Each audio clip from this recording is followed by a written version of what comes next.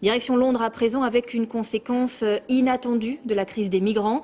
En Angleterre, elle désorganise tout le transport routier. Depuis des semaines, vous le savez, ils sont des centaines à tenter chaque nuit de s'introduire dans le tunnel sous la Manche pour rejoindre l'Angleterre. Clément Le Goff, les autorités sont à cran. Récemment, un Soudanais a même tenté de traverser le tunnel à pied.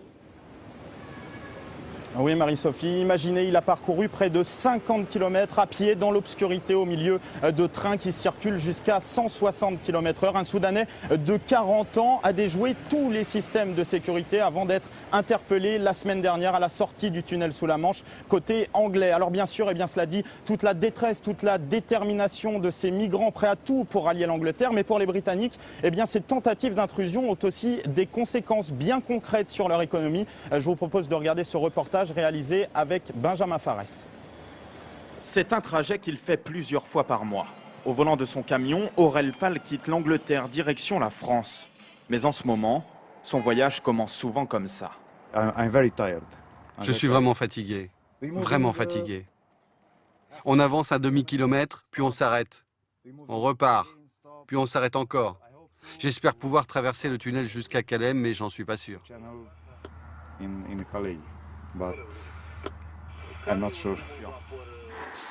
Des poids lourds en file indienne et des embouteillages monstres. Depuis plusieurs semaines, l'autoroute M20 dans le sud de l'Angleterre est régulièrement paralysée. Elle rallie les deux points de passage vers le continent européen.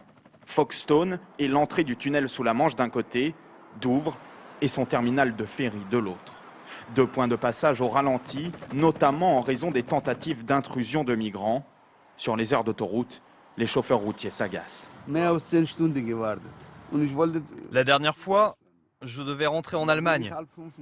Il y avait 20 km de bouchons. On perd énormément de temps. C'est un vrai problème pour nous tous. Et leurs livraisons prennent du retard. Près d'Ashford, cette entreprise importe des fleurs pour les revendre en Angleterre. Des produits périssables qui viennent essentiellement d'un seul pays. Tout ça vient de Hollande. Normalement, on reçoit nos fleurs à minuit, 1h du matin. Mais parfois, elles ont 15 heures de retard.